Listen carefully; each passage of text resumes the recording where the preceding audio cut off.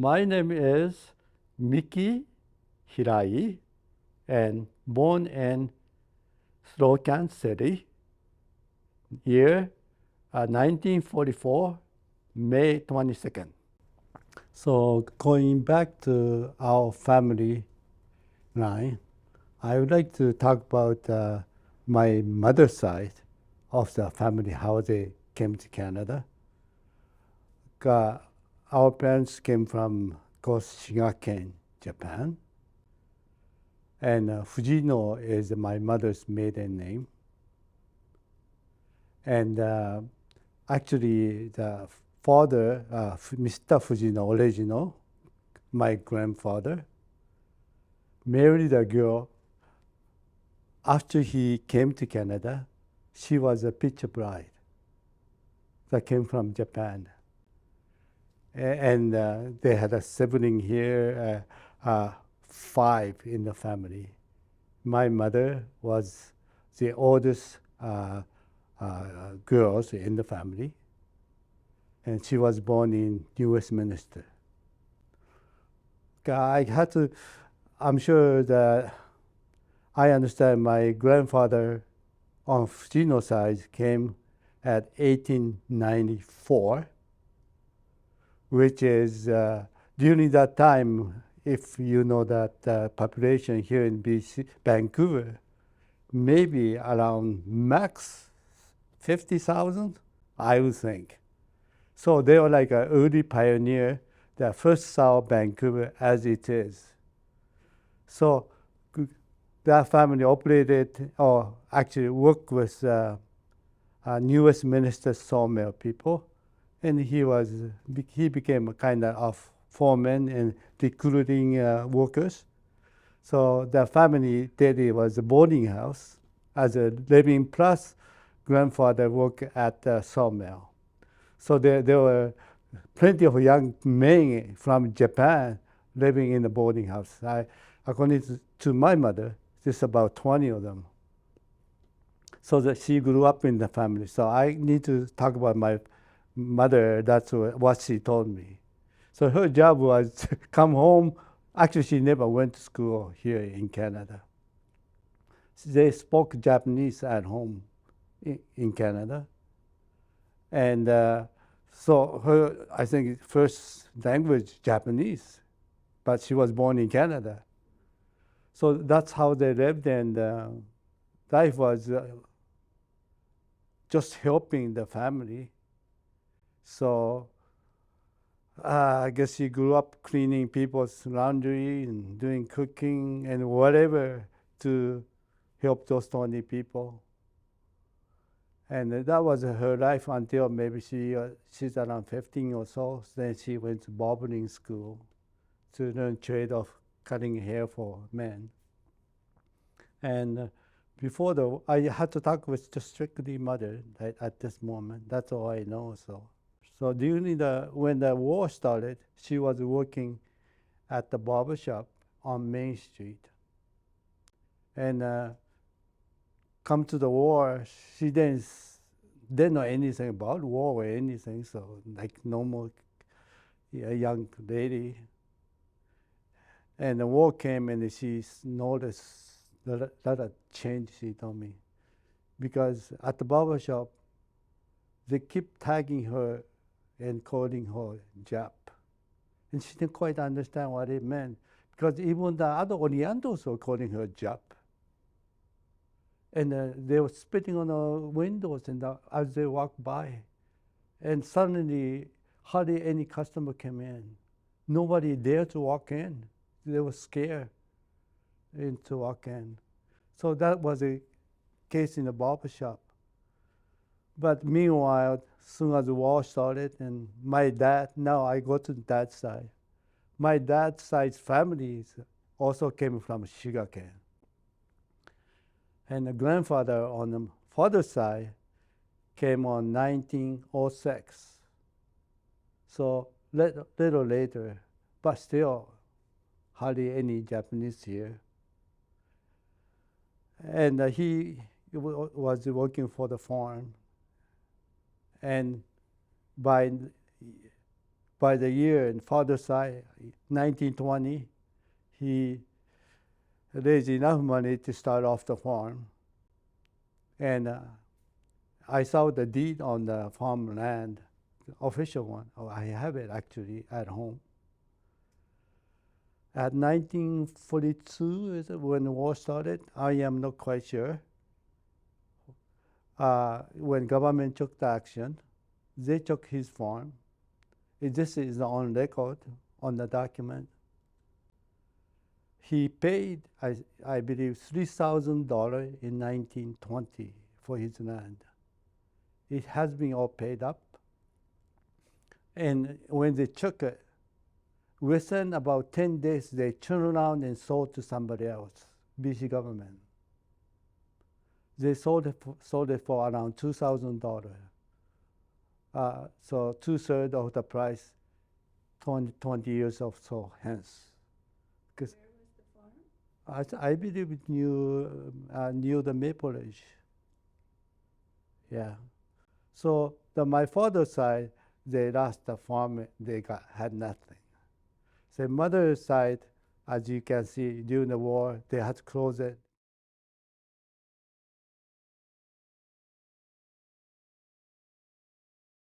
But my father was taken to the, I guess we call it Lemon Creek, or some people call Slocan, that area, ahead of everybody else because he was born in Japan.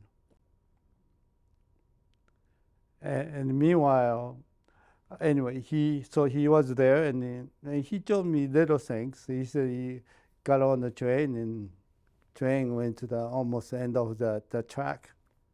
They thought that's the way you guys gonna start. So, but he looked around, it's nothing there, no house, nothing. So they work at, I think he worked at the sawmill, cut down trees and so forth. With, I don't know, whatever he got paid or whatever, I do not know. But as they built the house at Slocan, one by one, the family start to move in to the area. But so I did visit that place. Right now, it's nothing there now, like before the war, nothing there. And there was about, time they finished, I think close to 200 house, I believe, Slocan. I am not quite sure myself.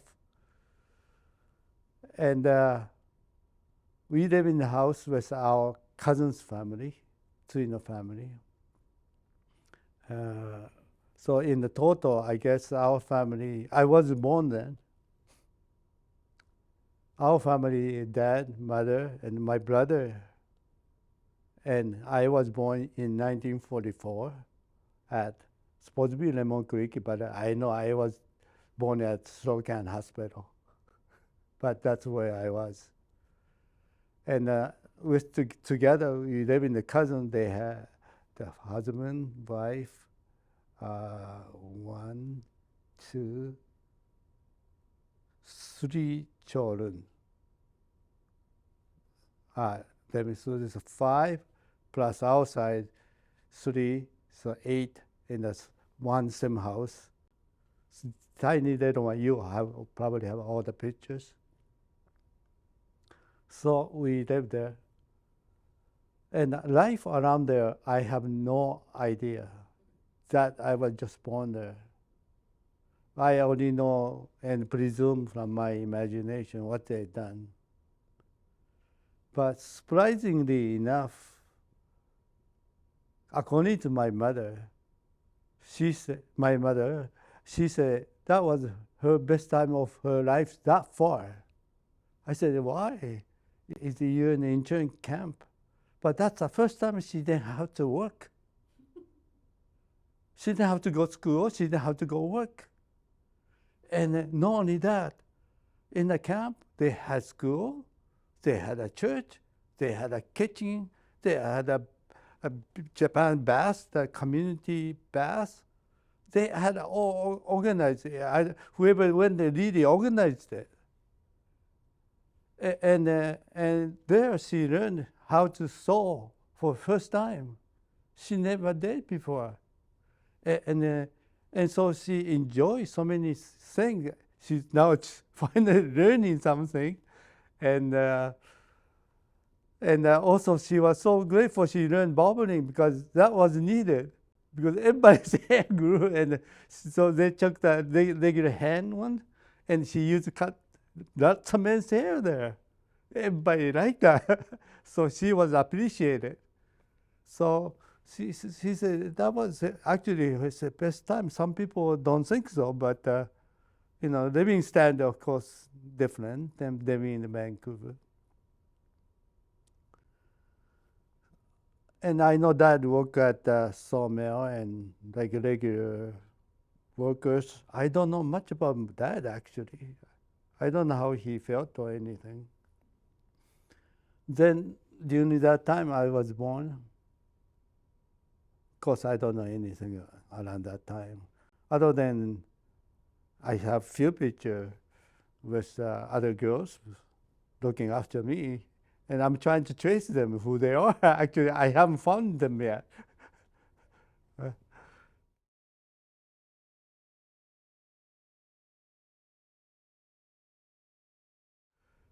And after the war, I guess our family had a choice to go to Japan or go to east of Rockies. Our family decided to go to Japan because, according to my dad, his dad told him to come back to Japan. So we followed that dad to Japan. And we went back to Shigaken, place called Tsuchida, in a farm. They used to have farm. My dad was Chonan, which is head of the family at that, when he was born. Yeah, he had another two brothers. One of them died, illness, and one of them was Japanese Navy man under, I guess, Japanese Imperial Navy. He was at war, and at the end of the war, he came back alive. And it was anyway. He told us about his story, but I think a little bit different. So I won't tell you on that story. But when his younger brother came back, we had more problem as a family that came back from Canada because they see us suddenly. We're not. I guess from Japan's point of view, we were enemy combatant in the sense we were fighting against Japan. And his younger brother came back, I guess, no injury or nothing, but after the war, nothing to eat, nothing. He fought for Japan. So my father's dad took the side of the younger brother, and everything that they own farm, everything went to young brother. My father was oldest son, but since he lived here, he just got ignored. That means our family got ignored. So places we lived was a shack right beside the one big house they had in the farm. And a small place, that time I was only 3, 4. And my brother, he was around, I guess, must be around 7, 11, 12. He was 7 years older than me. And we lived there in a little tiny shack. And I know my mother tells me that was so bad. For her, it was bad story because she was Canadian born here. She never experienced life in Japan. And especially after the war was so severe, everybody could hardly eat. So idea was farm, grow your own rice and retain whatever you have and eat that. And excess, I guess they said it, yummy, right? under sell to anybody that come and wanting to buy rice and so forth. So anyway, life wasn't good. We were, I guess, in a way, Japanese. My father said, I guess he must be really mad at that time with his family, because I'm sure he has been sending money back to Japan before. But we started off family with zero again, and there, during that time, my mother and dad decided that my mother should open the barber shop. She had a trade that possibly help other people and make money on it to make a living.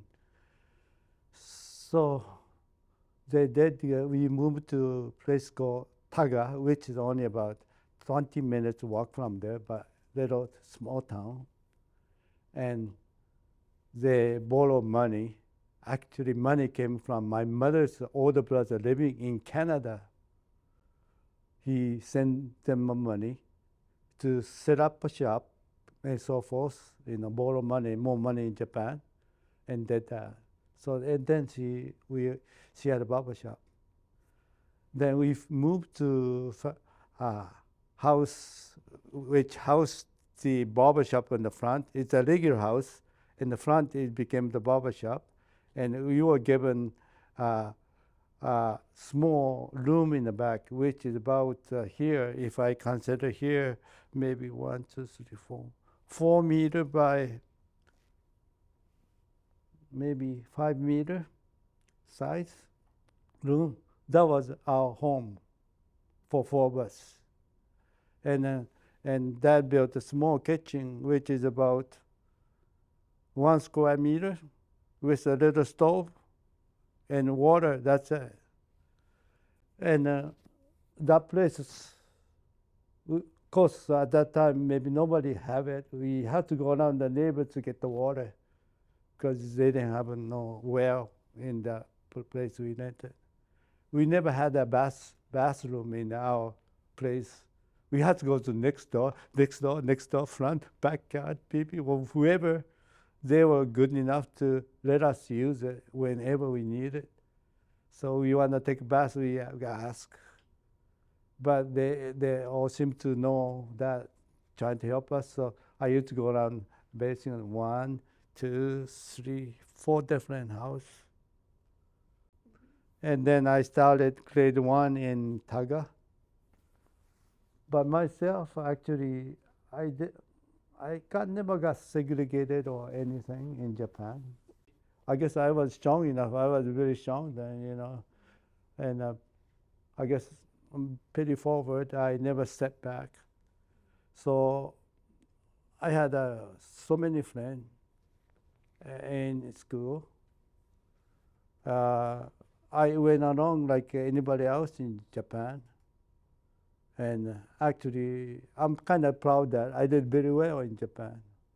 Academically, I was within top 3 in the whole classes of maybe 100 for that grade. Sports-wise, I loved the baseball. I was a fourth batter, cleanup batter, and I played third baseman. And I had actually myself, I did very well. I know the equals or nothing from anybody. I was leading them to a lot of things. Now I think like that, and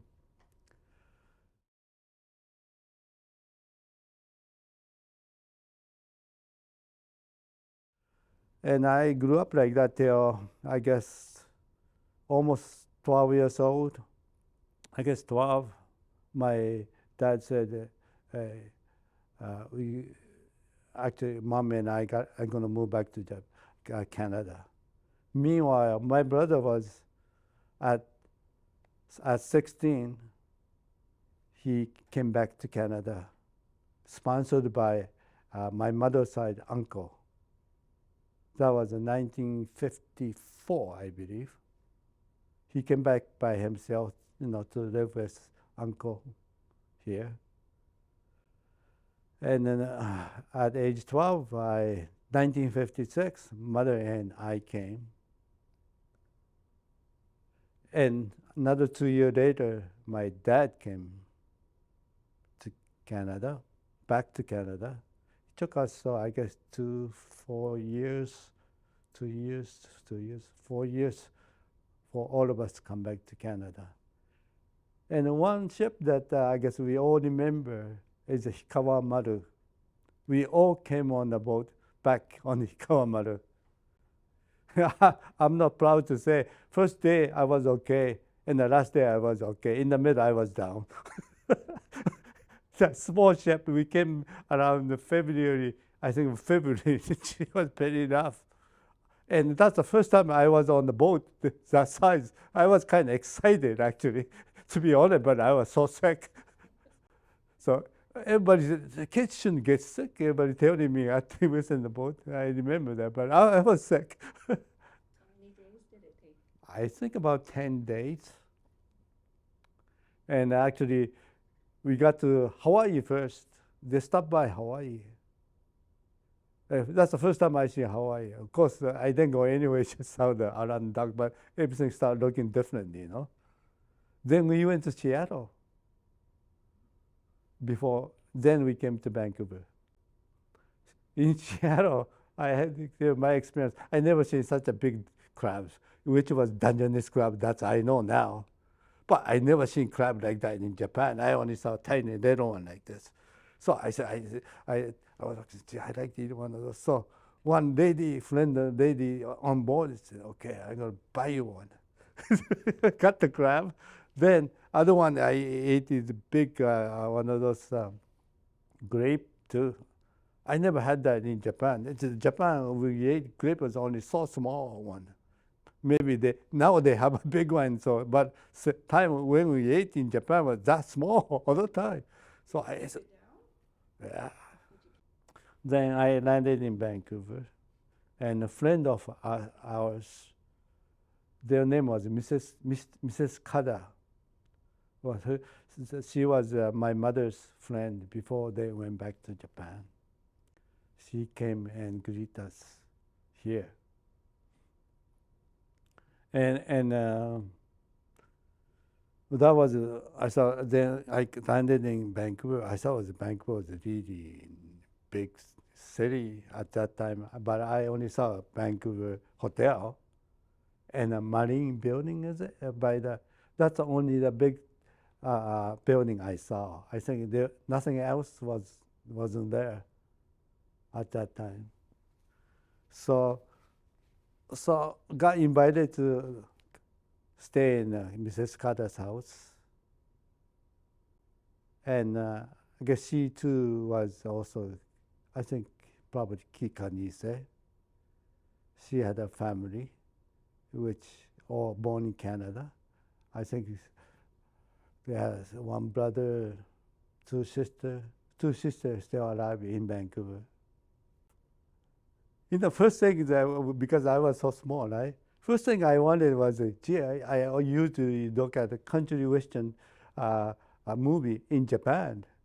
I used to watch Rangers in movie theater, and you see a lot of other western movie, at the store. And I was excited, and I said, that pistol usually bothered me. This guy goes on like this. First thing I said, Jesus, I want to buy the toy pistol. And surprisingly, our friend bought for me in Canada. So 12, I had this toy pistol. I said, Jesus, this is it. So that was my exciting moment. Then that's the first exposure I had with that kind of things. And also another one, first time experience I had was a Coke. Oh, I said, Coke. I hear this Coke all the time, right? So I have to try this. And I tried. The first taste was kind of bitter, But no, actually, my favorite drink is a Coke right now. But at that time, I didn't think so it was. But it was like that. It became like that. So few days, we stayed here in Vancouver, maybe 7 days or so, and met other people that stayed in Canada. And they were living in nice house. Actually, to me, it was nice house. They had a central heating. they already had a ice box. We call it ice box, the refrigerator, and then stoves, gas stove mainly, and not much different than the house we had, but old-fashioned house. That they had. The key things was surprised me is the central heating, right? You don't have that in Japan. Nobody have got central heating in Japan. That was the thing. And when you turn the tap on, hot water comes out. That was a miracle for me. Hot water, we never even had a regular water in Japan because we had to go next door go to the well and bring it up and use that water. So hot water, I cannot imagine hot water coming from the tap. So that was surprising for me. I thought it's a different kind of world. That world ended when I got, after 7 days, we had to go to Tabor, Alberta. Tabor, Alberta, ALBERTR. Why? You are just a peace worker for helping the other farmer there as a helpers. So in order to help the farm, you go annual contract. I think that's what my uncle and dad did that. So when you do that, they'll rent you a small house to live in it.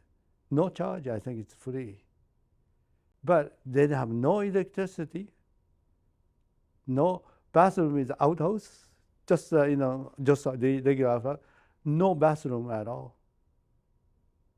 Of course, then you don't have no hot water.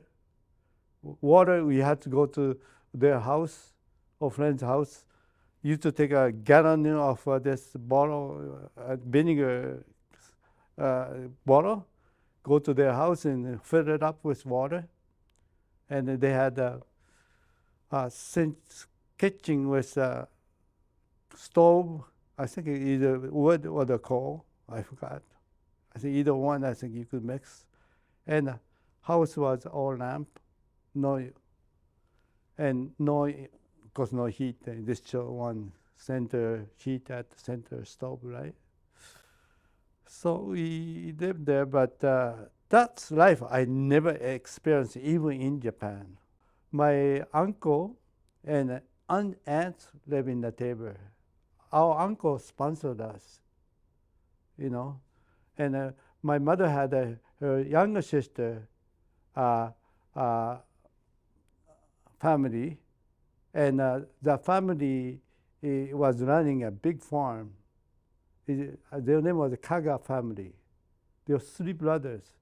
I think at that time they're already running with about 640 acres of land, one section, with 3 brothers. They're a pretty big farm. But we didn't really work for them. We worked with other people. I remember there were Mormons living in Tabor. So they ran out of the house and we used to do their farm work, piece work, whatever that they give us. And from there, I guess my family all worked there. My brother, I guess, used to drive tractors and do whatever necessary. So is my uncle and my mother. I was exceptional, actually. I was able to go to school. That's when I started another for me, it's a new life. Because I didn't speak a word of English. But I was so scared to go to school because not going to the school itself, whether I could catch a school bus or could I get back onto my school bus, that was my biggest worry all the time. Because there was no way I can communicate with our house. We didn't have no car, we didn't have no telephone, we didn't have no electricity. What if I got left behind at school? How do I gonna? And I didn't know anybody, and I can't speak English, right? So that was the scariest part of my when I was small. And then one day I said, my mother said, I don't want to go to school. Oh, my mother got so mad. And that's the time she first time brought out, she's being a barber, she used to use for the shaving the strap. She came that way. She said me so hard, but said, "No, you better go. You must go." So of course I went. So in the morning, I wait by the mud kind of road, but it's all mud. There no asphalt like right now. So school bus come around down on that road. I wait in the morning, stand there, they come, going in there. Then go to school, take a lunch box. Oh, I finally got my own lunch box. This blue one instead of like anybody else. Then I went to school. Of course, I was biggest guy in the school. I was in grade 1 when I was 12 years old. So I just sat there almost every day and trying to do whatever they do, but to me, not that interesting, 12, I know enough about a lot of stuff, but when you go to West, 5 years old, you know what they do is make you draw chickens and pictures, give you crayons. I look at everybody else, how they draw it. I was better than them for sure. And no sports or anything. So I didn't do any sports. I just sat there every day, except math is like nothing for me. I was able to multiply, divide, and percentage and all this already in Japan in grade 5. So I kind of sat there and just wondered what the other guys do. But time went anyway. But that's I guess friend, you could call it 5 years or 6. They're trying to help me because they know that I couldn't do anything. And they call me almost like a giant, You've never seen such a big giant Onyato in their age group because, of course, I'm 12 and they're only 5. But yeah, I got along, in my way, I got along very well. I had a good teacher trying to teach me all the time, do a lot of things. Then we stay in the table like that, went on. And when I get home, I guess go help the farm. Just go help the farm. And I never see a land that big in my life. In Japan, in countryside, you have a house, you have a hatake, rice field, and it's very small, segmented. You go there and you stand there, 360 degrees, you see nothing but a wheat field. So far you can see next door. You can see, look like so close, it's only 5 miles away. Next door, right?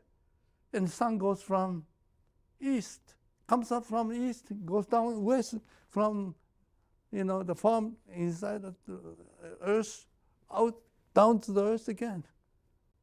Never seen things like that. So I said, oh my God, it's so huge, And something that impressed me was like a sugar beet. They used the sugar beet. Actually, machine comes in. When they dig the sugar beet out, each person would pick it up, the sugar beet, some of them big, some of them, they cut the top off and just leave the sugar beets around. Then machine will come and pick that up. But somebody has to cut that, the leaves away. That's the way that a lot of people work. Like my mother, she got such a sore arm. She never used to have this. Well, she almost has a duck going, then cut it. They're big. In the factory, you go to factory, it's the mountain high of this sugar beet. Just outside the factory, it's really mountain high. And that's the way they make a sugar. They got a huge sugar factory in Tabor, making a sugar. And what was your job? My job, actually, when I get home, deliver the water to take the water, walk with a jug of water, take them water, come back with empty, go home and walk again. Because no car or anything, right? I would just taking water back and forth to people working. That's about it. Yeah. I think I remember wages they were getting $1 an hour at that time. Everybody getting $1 an hour.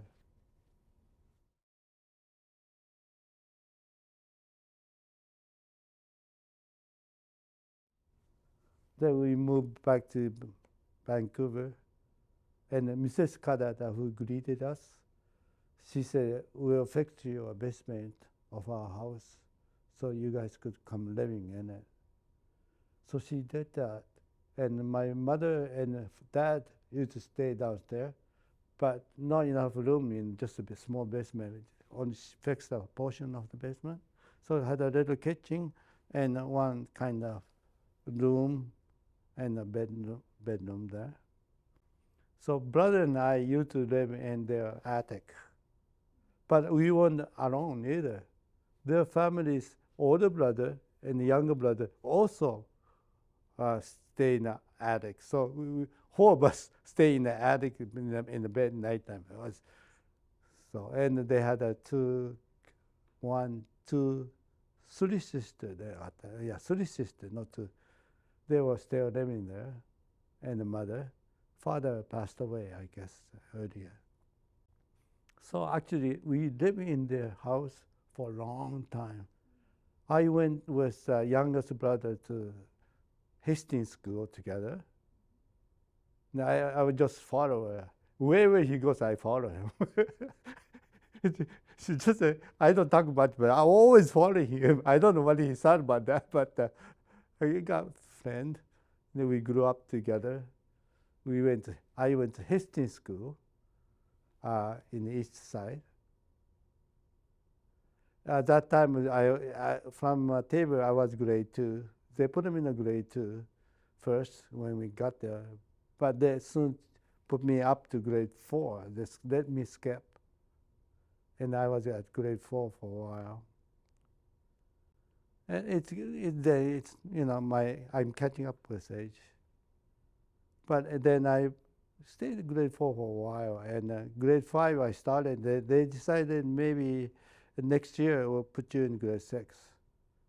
But I don't know how they decided, but my grade was so bad.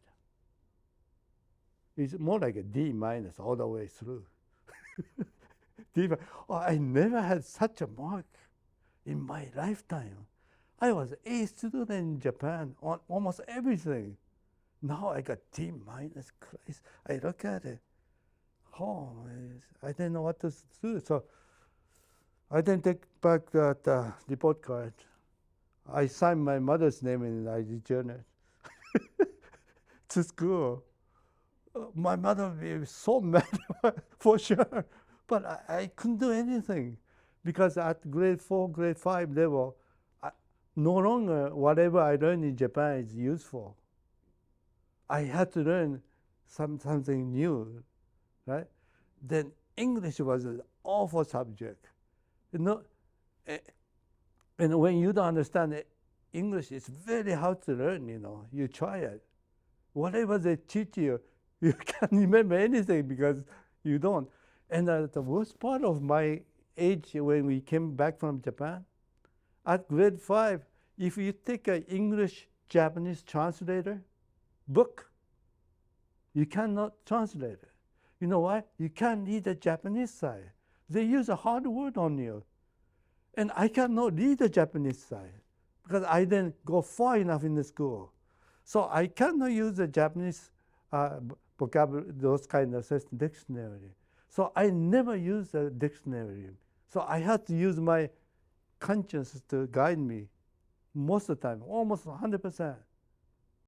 So, and I can turn to my mother. She didn't speak hardly any English. My father too didn't speak hardly any English.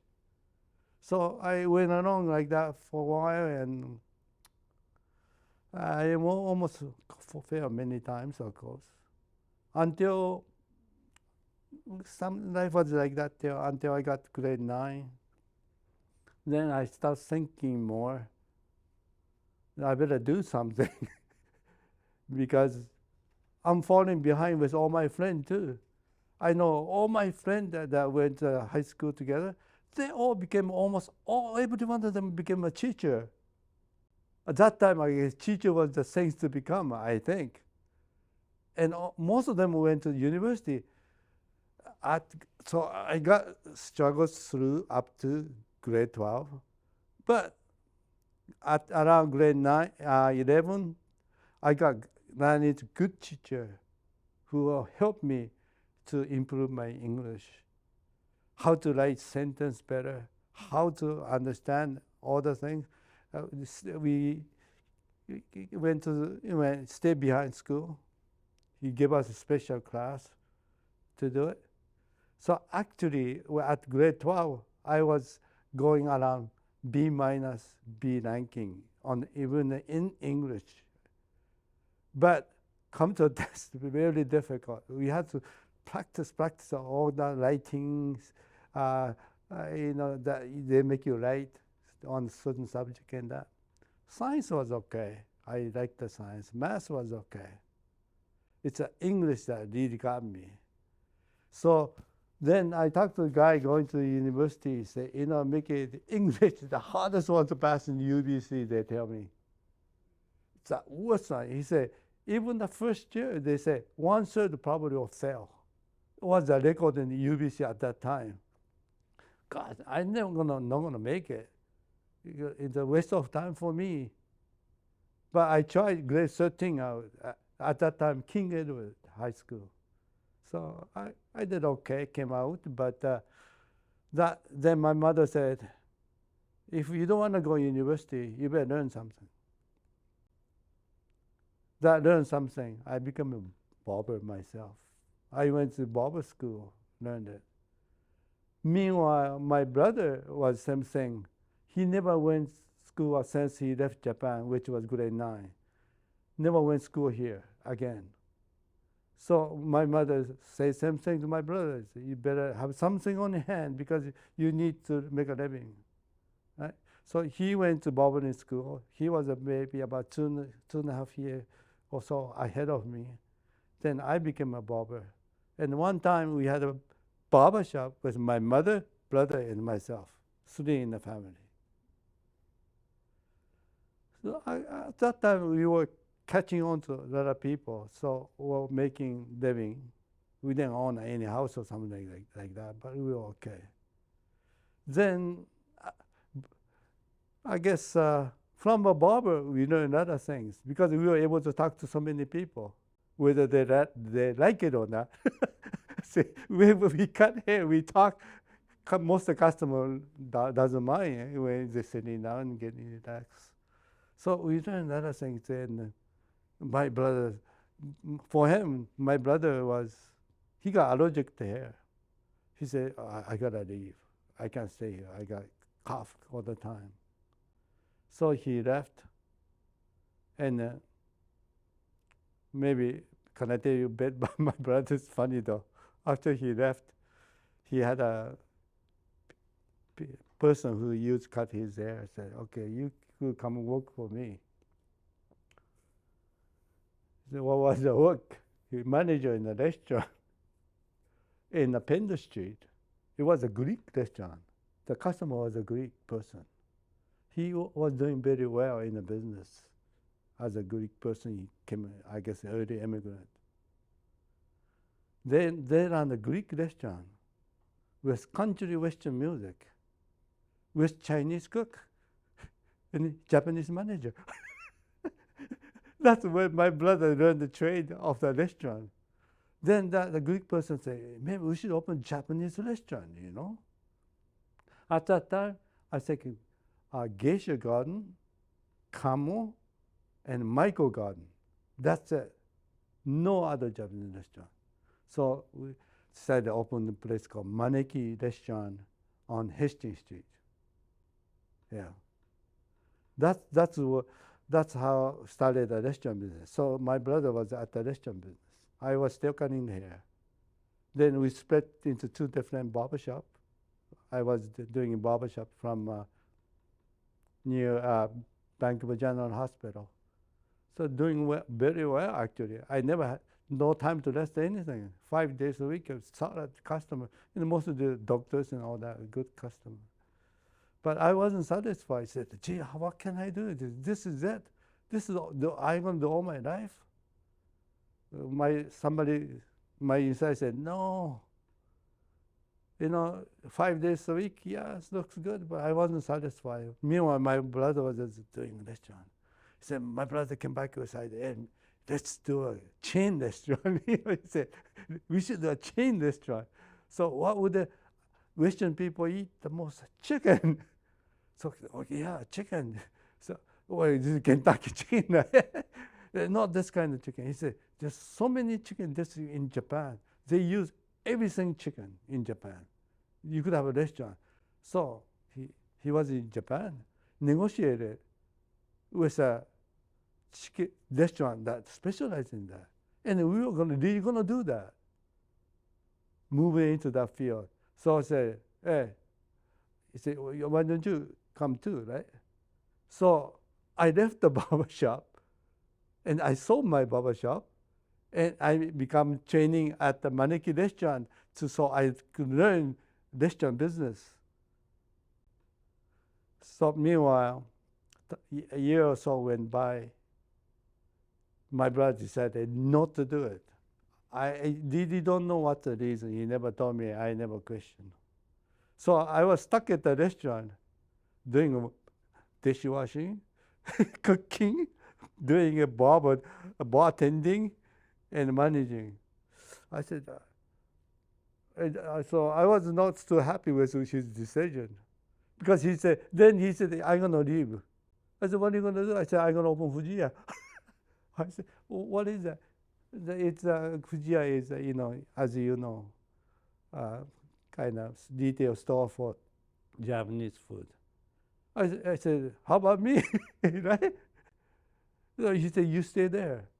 I said, I don't want to stay because what I learned is really not so happy with it.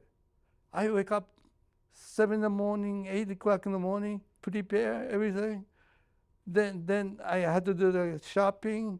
Then I had to go to the restaurant, clean up.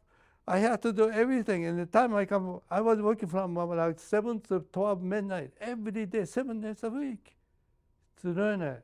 And I was getting less than the barbershop. I couldn't make the barbershop money. And I already had one kid. And I got family, I said, I cannot make a living like this. Making problem in the family too, right? Because I'm never home now.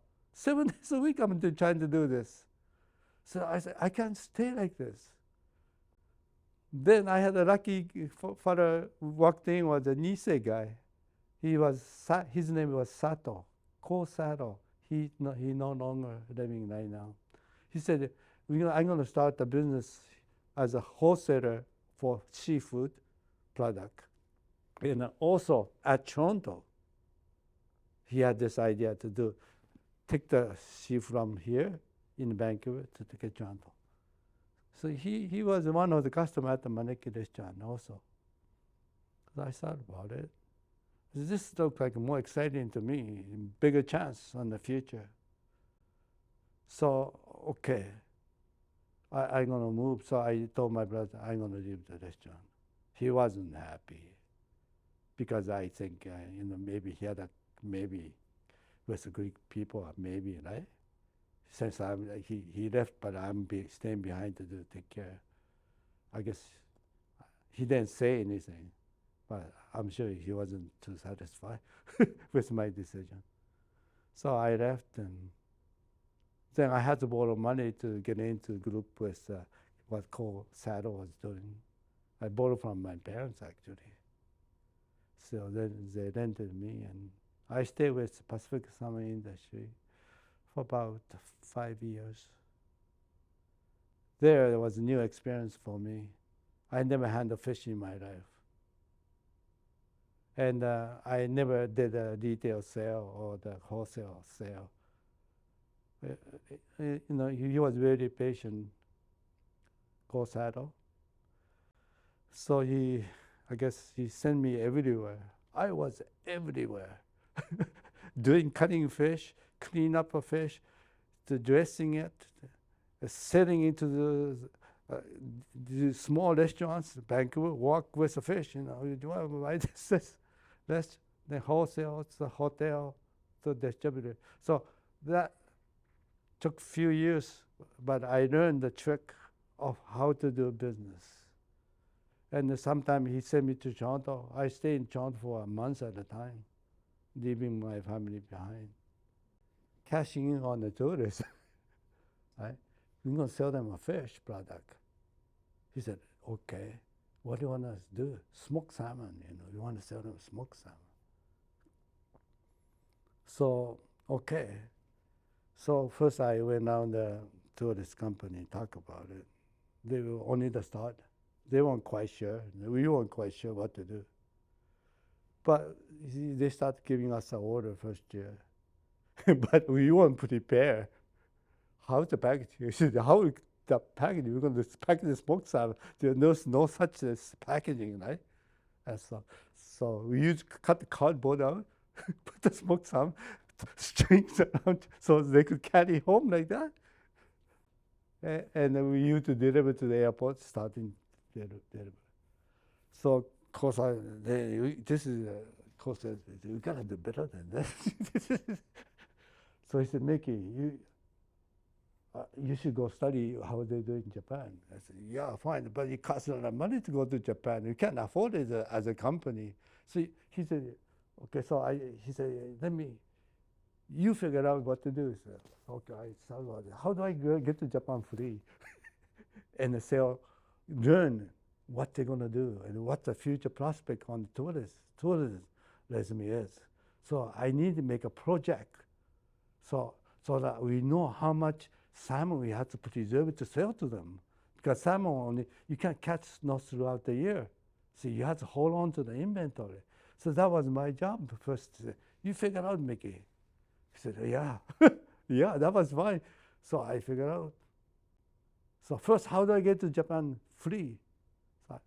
So who come here in States, in Canada? Hotels, right? Everybody needs a hotel. Okay. I went to talk with, so I decided to talk with the director of Holiday in Canada. Are you guys looking to bring more customers into your hotel? I said, yeah. We like to have a lot of customers in Vancouver, Calgary, Edmonton. So director said, okay, then they had one representative in Japan from Holiday Inn. He said, you're going to learn from them first. But he said, hey, you need a translator to accompany you, right? And I said, yeah, okay, Miki, we'll pay you. We'll pay you for all the hotels, so goes free down there, and this and that. So I went to him as a translator, but then I told him, I want to learn something about this tourism. So I'm in the fish business. He said, okay, do it same time when I interview other guys in Japan. Because he wants to know how many people are coming to Canada, how many people he could grab them, at what kind of price to holiday in Canada. So that was his purpose. So we went to Japan. Yeah, we went to all the major travel industry guys in Japan. And the time we came back, maybe took us 3 weeks. We know exactly almost how many people are planned to come to Canada next year because they sell the program for tourist group. So that's how I got the figure, all the numbers. And then I said, how are you guys going to buy a present from Canada? How are you going to arrange? At this moment, you're going to leave everything to local people. They're not going to start nothing in Canada. Now they changed, right? They got other big people moving in and so forth to do similar marketing. But at that time, no, we're going to use a local. I said, okay.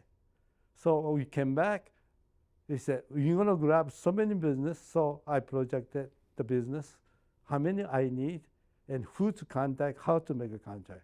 So I went with all the local people. I made a contract, guaranteed prices. We preserved so many salmon. That's how we started that business for that Pacific salmon industry. Yeah.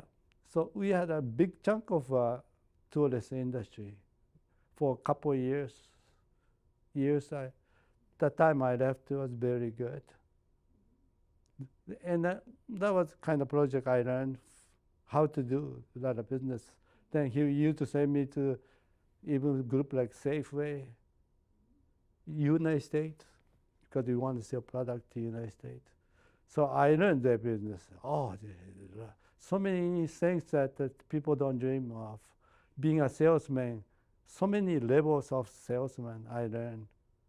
You know, the hardest one is always the restaurant guys. Supposed to be the smallest guys, the hardest guys to do business I learned. The biggest guys, the most easiest. They're looking for number and consistent in quality. That's it. But smallest guy want everything. They want you to deliver now. In the morning, you deliver now. Supermarket, those guys, they don't even say that. They want everything scheduled, right? So I learned that business. Yeah, Kosaro, that Pacific Summer Industry, he used to work for Mitsubishi Canada. He's the one negotiated Mitsubishi car with the Detroit side, United States. He's the one, the key negotiator. He did that. Yeah. So lots of Nisei useful for the training house, as you know, in Vancouver. Okay, Shigaken Nikai is really latest. Meanwhile, of course, I became independent. I had own business.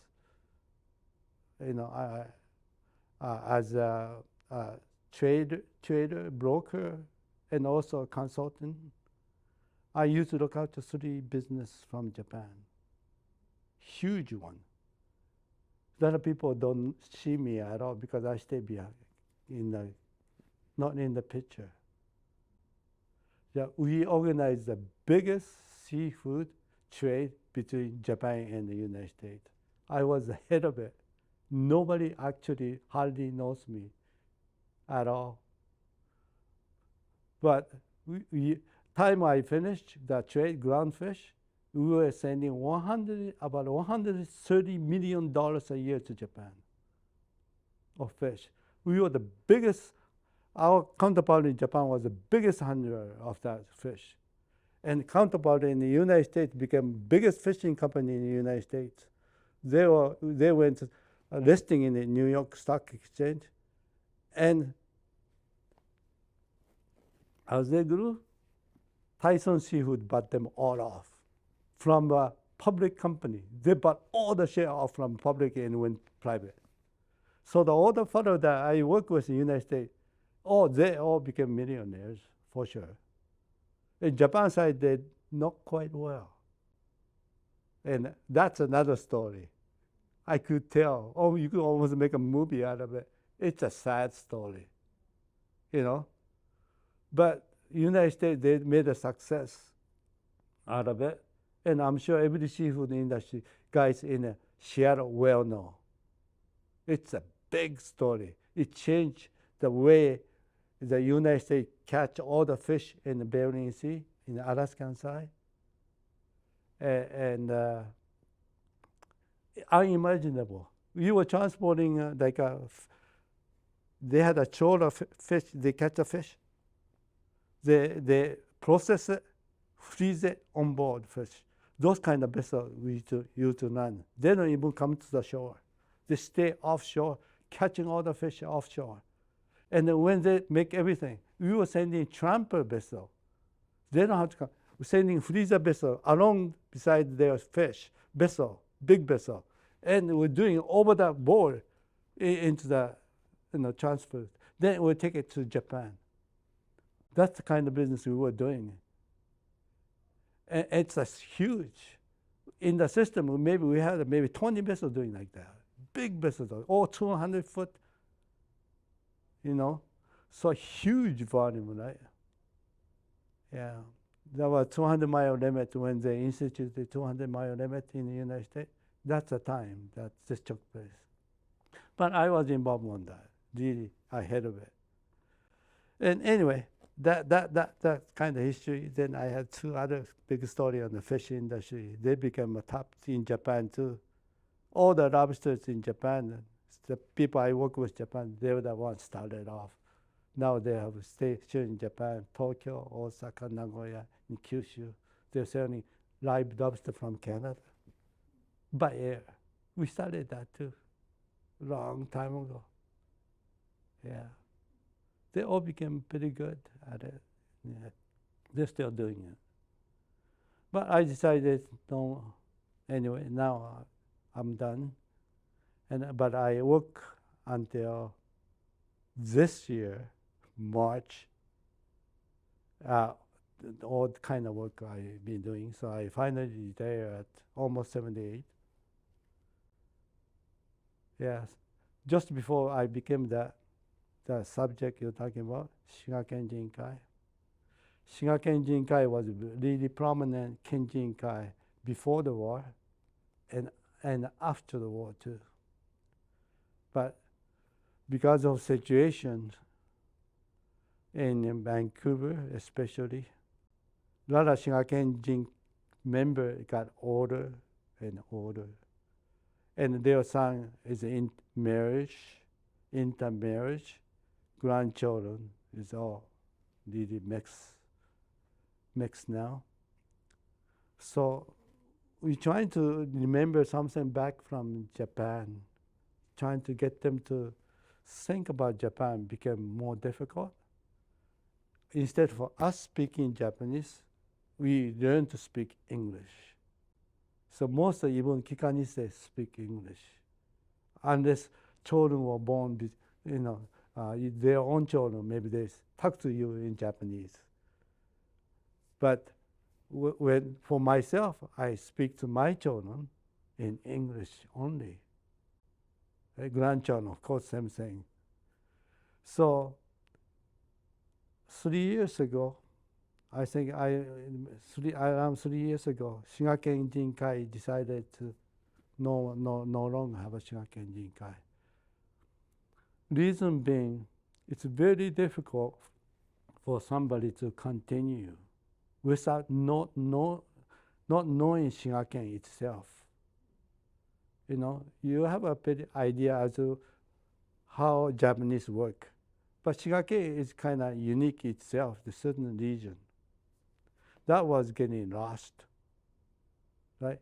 So the only thing at the time the Finnish was doing was a New Year party and a summer picnic. That's the only two things they had.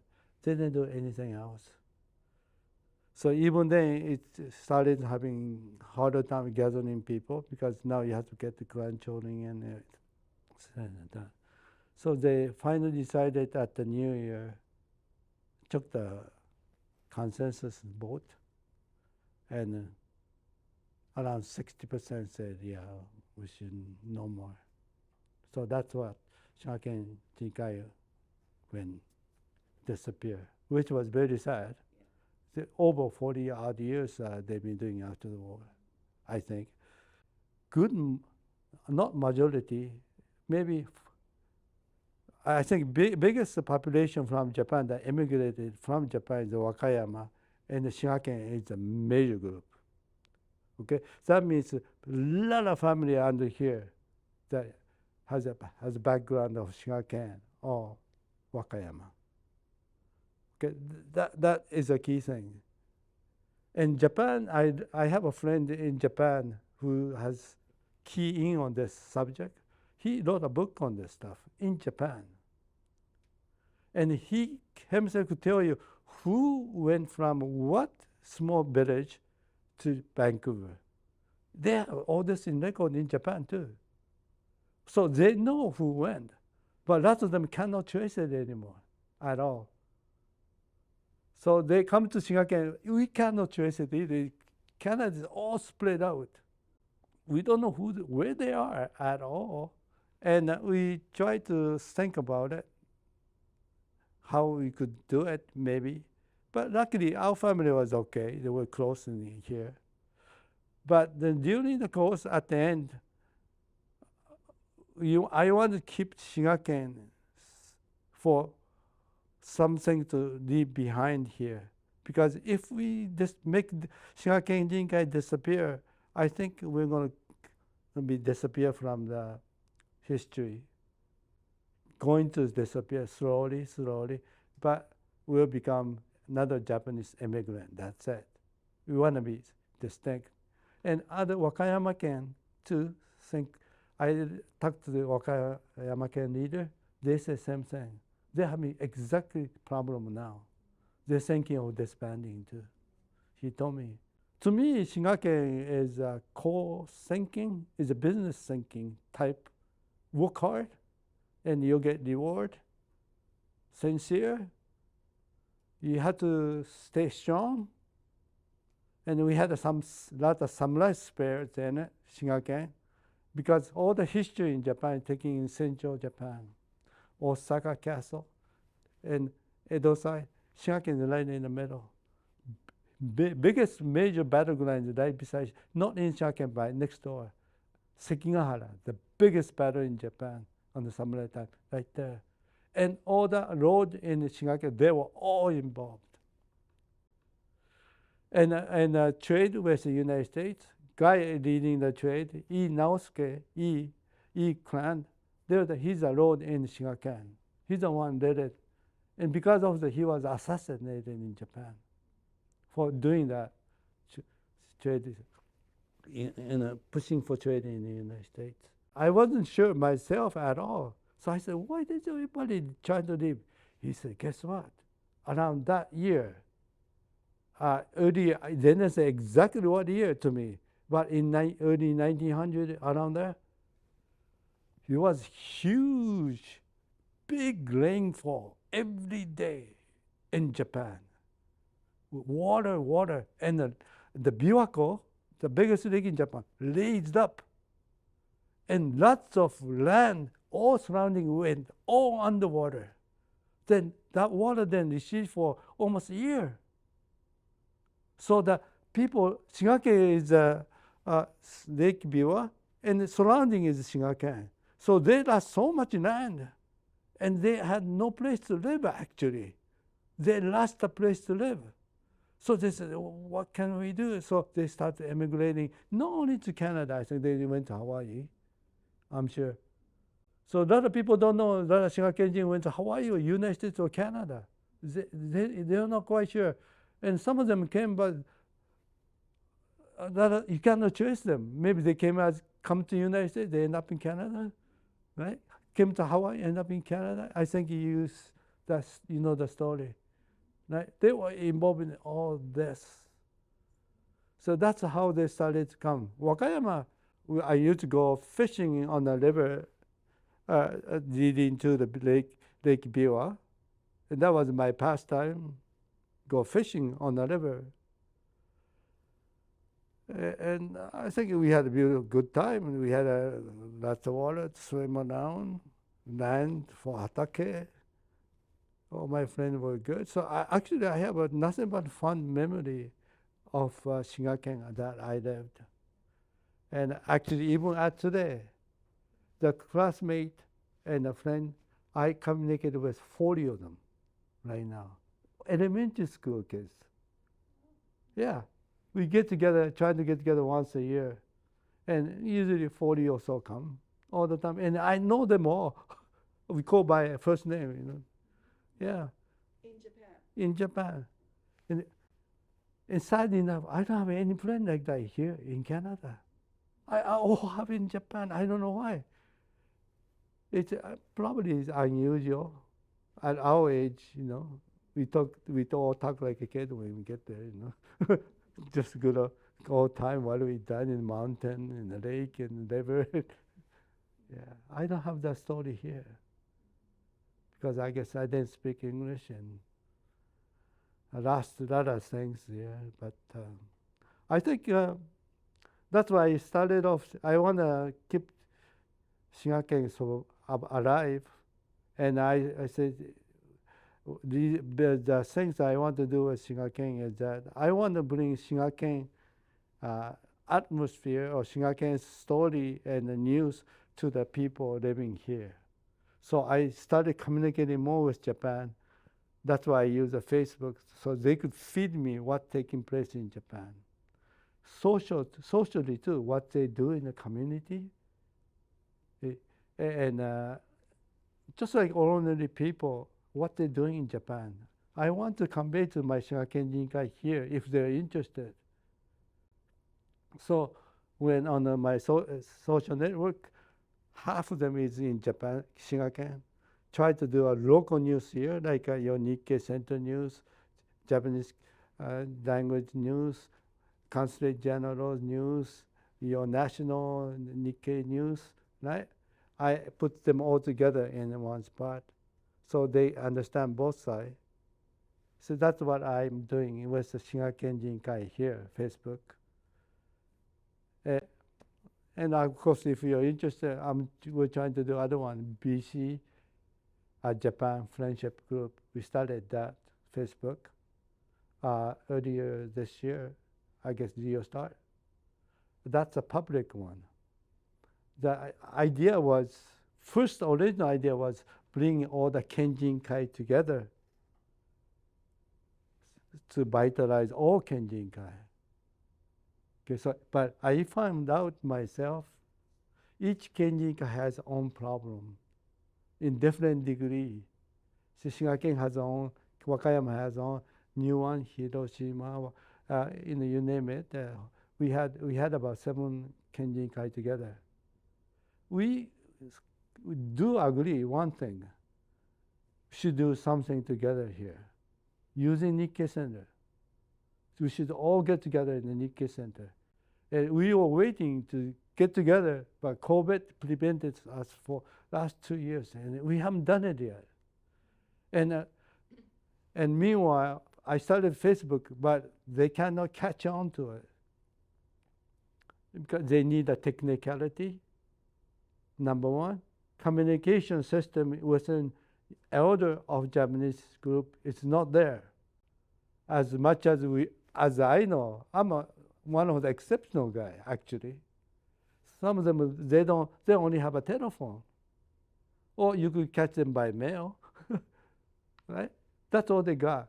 So that's why one of the projects we like together do it here, teach seniors, trying to get them idea what this means to them, how they could communicate with your children and your grandchildren. I think elders like us, Kikanise too, Shingaken Jinkai original, I think they're doing kind of lost in the sense, communication, because they don't speak that good English either, or the Japanese, just like me, right? So, but with as a family tie, I think it's a bad situation to me. Now they are older, right? If family is close, but nowadays family goes all over now, right? So if they can communicate, how do you do it? Telephone? I don't know. But if you got Facebook, you got FaceTime, if you could teach them how, it's so simple and easy and inexpensive, right? They could get the family together more and more. That's why I'm kind of very much interested in other projects. That's a key to that, to bringing the family together. But that's one thing I like to do with both Facebook, Shingaken Jinkai, also BC Japan Friendship Group has one more addition. All the things I thought about it, how can I preserve the feeling that you and I have toward somehow that Japan, that grabs you something. That's the same question my son asked me. I don't know, Dad.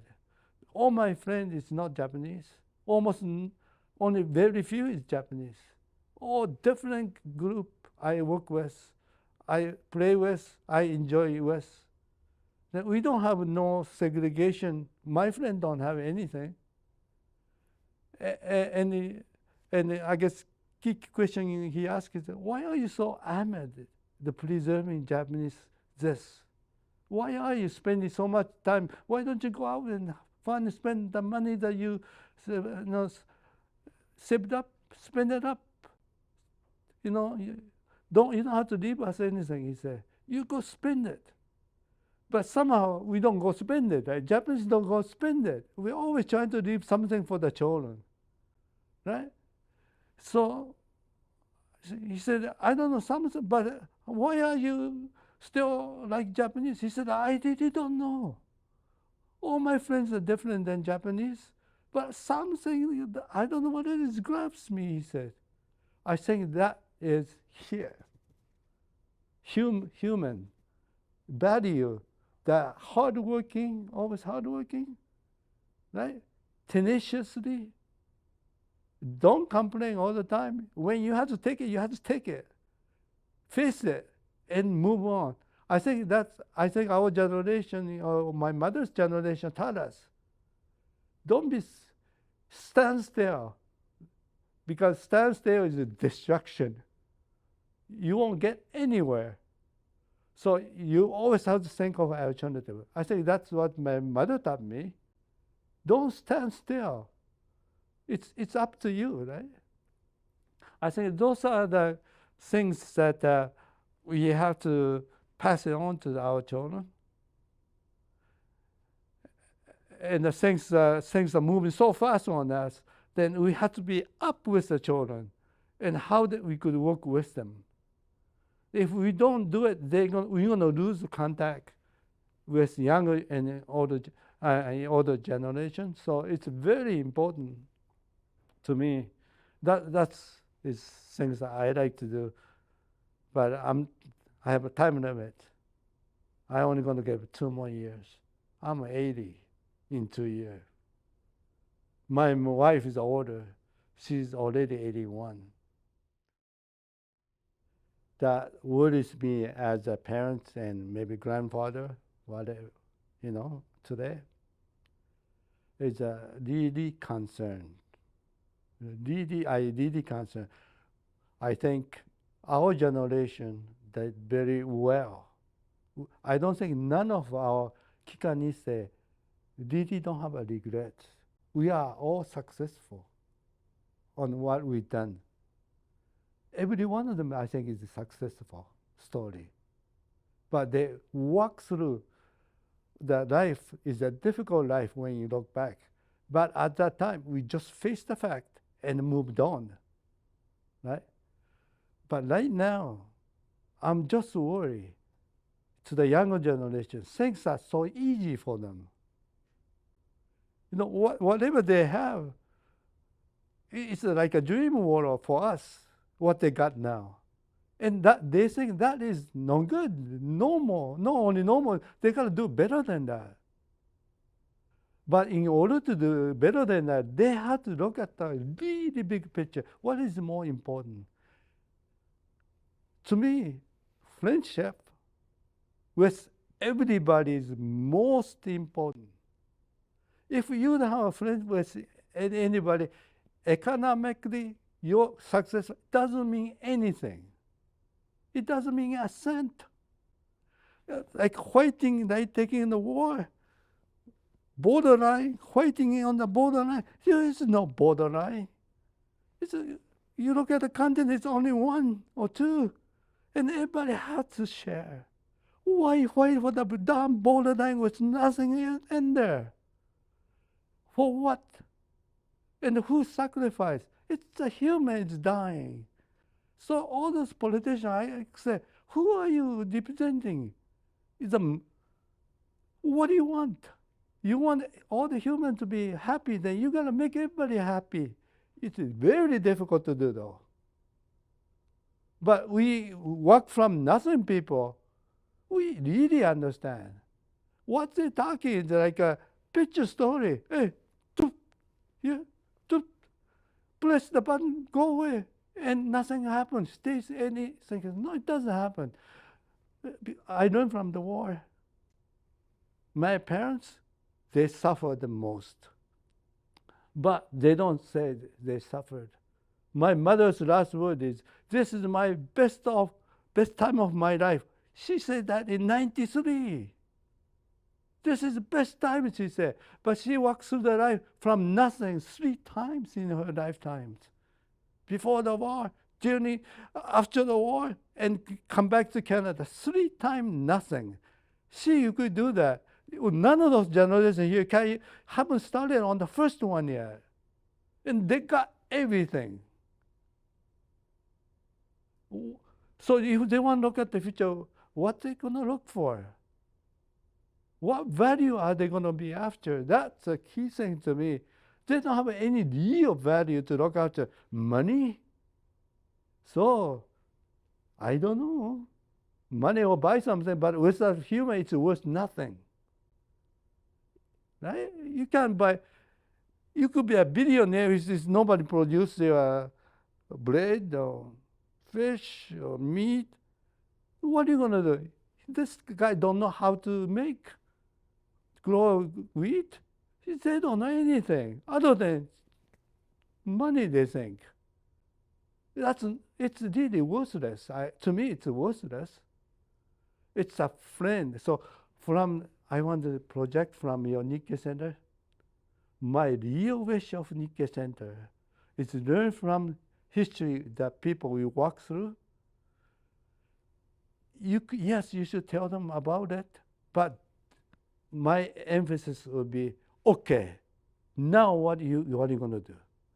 I wish Nikkei Center to become peace for all the ethnic groups in Canada.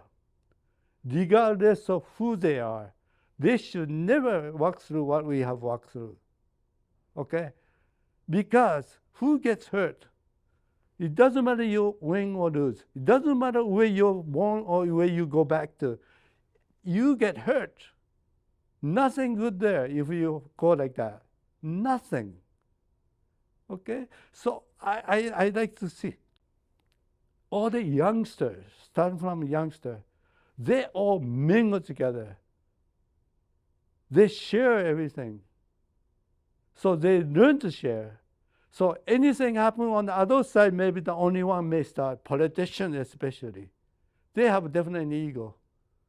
And even the adults, older adults may have different thinking. But children have to say, Grandpa, don't do this thing to my friends.